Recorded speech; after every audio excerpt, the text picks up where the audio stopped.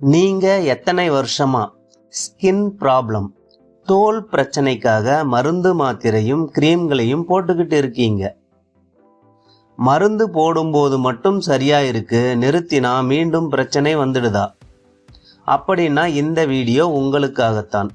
கடைசி வரைக்கும் பாருங்க. இன்று பெரும்பாலான மக்களை பாதிக்கும் ஒரு முக்கிய பிரச்சனை, அது தோல் சார்ந்த பிரச்சனை தான்.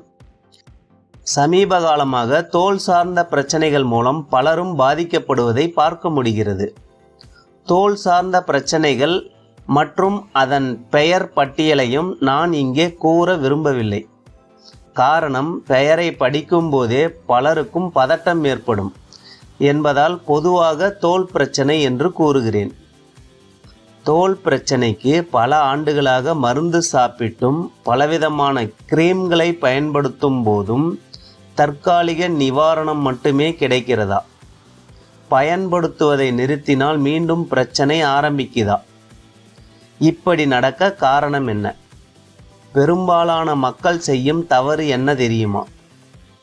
தோல் பிரச்சனை என்றால் தோலுக்கு மட்டும் மருத்துவம் பார்ப்பது, எலும்பு பிரச்சனை என்றால் எலும்பிற்கு மட்டும் சிகிச்சை எடுப்பது, தலைமுடி பிரச்சனை என்றால் அதற்கு மட்டும் சிகிச்சை செய்ய முயற்சி செய்வது. இதுபோல் வந்துள்ள பிரச்சனையை மட்டும் சரி செய்ய முயற்சிக்கும் போது உருவாகும் சிக்கல்தான் இது. அப்ப என்னதான் செய்வது என்று கேட்கிறீர்களா? வந்துள்ள பிரச்சனைக்கு தீர்வு தேடி ஓடுறீங்க. ஆனா சிக்கல் உருவான காரணத்தை தேடி இருந்தால் எப்போதோ தீர்வு கிடைத்திருக்கும். தோல் பிரச்சனை வர காரணம் என்ன?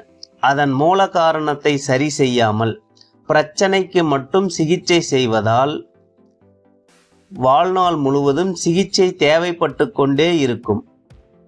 அதனால் நிரந்தர தீர்வு கிடைக்காது. உண்மையில் தோல் என்பது உடலின் மிகப்பெரிய உறுப்பு. அதன் செயல்பாடுகளோ மிகவும் மகத்துவம் வாய்ந்தது. உள் உறுப்புகளின் வெப்பநிலையை பராமரிக்க, வியர்வையின் மூலம் உப்பு கழிவுகளை வெளியேற்ற, வெளியிலிருந்து நோய்க்கிருமிகள் உடலுக்குள் நுழையாமல் தடுக்க என்று பல பணிகளை செய்து உடலின் ஆரோக்கியத்தை பாதுகாக்கிறது. உடலில் தோல் பிரச்சனை வர காரணமாய் இருப்பவை: உடலில் இரத்த ஓட்டம் சீராக இல்லாத போது, உடலில் கழிவுகள் அதிகம் தேங்கும் போது, செரிமானம் முறையாக நடக்காத போது, மலச்சிக்கல் தொடர்ந்து இருக்கும்போது, பருவநிலை மாற்றங்களாலும் தோல் பிரச்சனைகளை உடல் சந்திக்கிறது. அதேபோல் நாம் உண்ணும் உணவுகள் மூலம் தோல் பிரச்சனை உருவாகிறது. அதிகப்படியான சர்க்கரை உணவுகள், அடிக்கடி எண்ணெயில் பொரித்த உணவுகளை சாப்பிடுவது, பேக்கரி உணவுப் பொருட்கள், குளிர்பானங்கள், புகைப்பிடித்தல், மது அருந்துதல், தூக்கமின்மை, மன அழுத்தம் மற்றும் அதிக கோபம், இவையும் தோல் பிரச்சனைகள் அதிகரிக்க கூடிய காரணங்களில் ஒன்றாய் இருக்கு.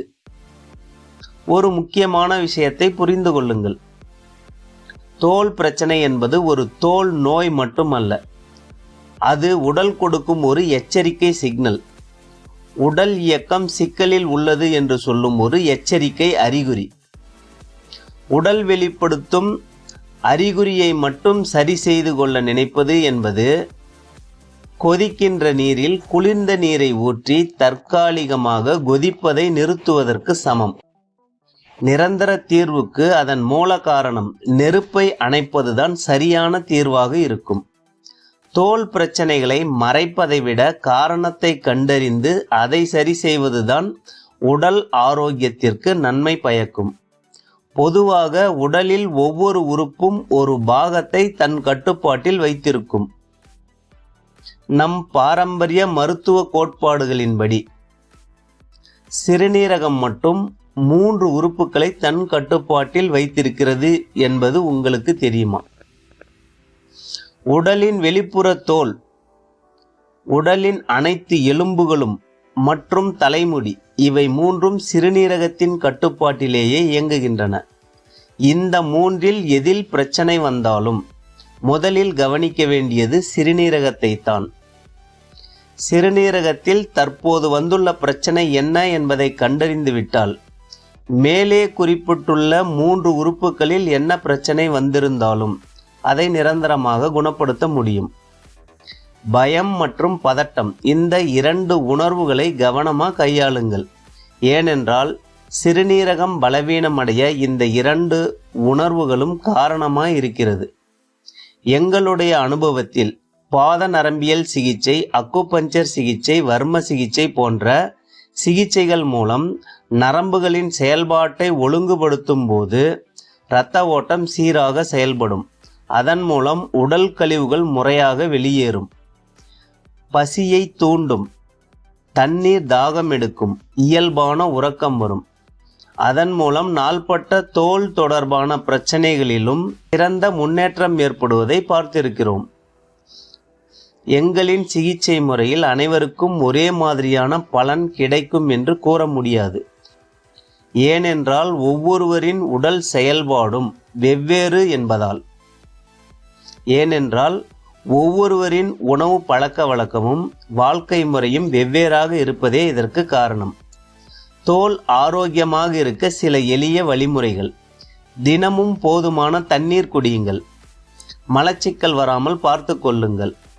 பச்சை காய்கறி மற்றும் பழங்கள் அதிகம் சாப்பிடுங்கள்.